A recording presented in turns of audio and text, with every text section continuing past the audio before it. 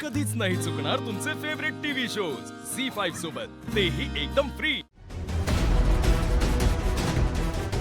परिस्थिती माणसाला वागायला आणि बोलायला शिकवते। सकाळी मी हक्काने माझी एक गरज घेऊन तुमच्याकडे आले होते। ए, मी काय समाजसेवेचा ठेका घेतला नाहीये हा, की कोणी उठसूट माझ्या दाराशी यावं, पैसे मागावे, भिका मागाव्या आणि मी देऊन टाकावे। कोण आहेस तू? ताराचा आवाज आहे मी।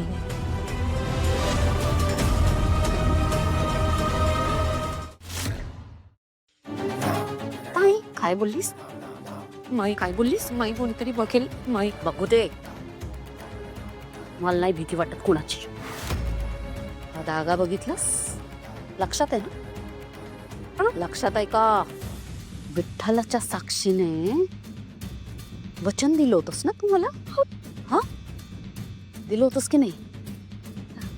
आणि मुळात तुझा आवाज तुझा नाहीच आहे, तो ताराच आहे, आणि तेही आयुष्यभरासाठी। माझ्या शब्दाचा तुम्ही गैरफायदा घेताय। ए, मी केलेल्या इन्व्हेस्टमेंटचं व्याज घेते, व्याज। तुम्ही दिलं असतं की तुम्हाला व्याज? मी फक्त तुमच्याकडून कर्ज मागत होते माई, तेही फेडलं असतं मी। अरे बापरे, एवढी श्रीमंती उतू चालली आहे का तुझ्याकडे? मग आता एक काम कर, आजवर मी तुला जितके पैसे दिलेत ना कर्ज म्हणून, ते सगळे असे चट्टा चट्टा चट्टा चट्टा माझ्या हातात ठेव। चल, देऊन टाक। देतेस? आहे दानत? आहे का लायकी आहे? फेडू शकतेस सगळे पैसे? मला पैशाचा माज दाखवतेस? अगं, तुझ्या घरच्यांची 2 वेळच्या जेवणाची पण लायकी नाहीये ग,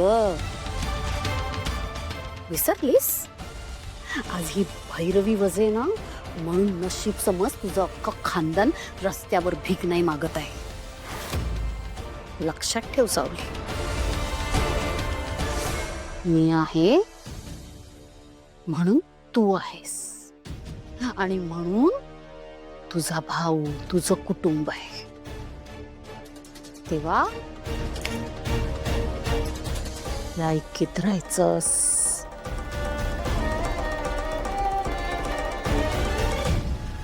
माई, एखाद्याच्या संकटांच्या विटांवर तुम्ही तुमचा महाल उभा करताय। एक दिवस पत्त्यांसारखी ती इमारत कोसळली।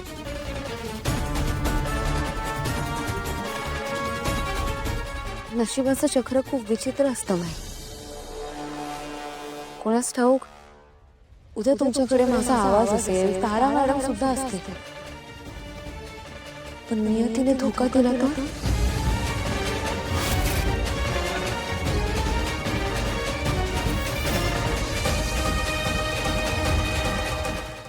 झी5 ॲप डाउनलोड करा आणि पहा सर्व एपिसोड्स एकदम फ्री।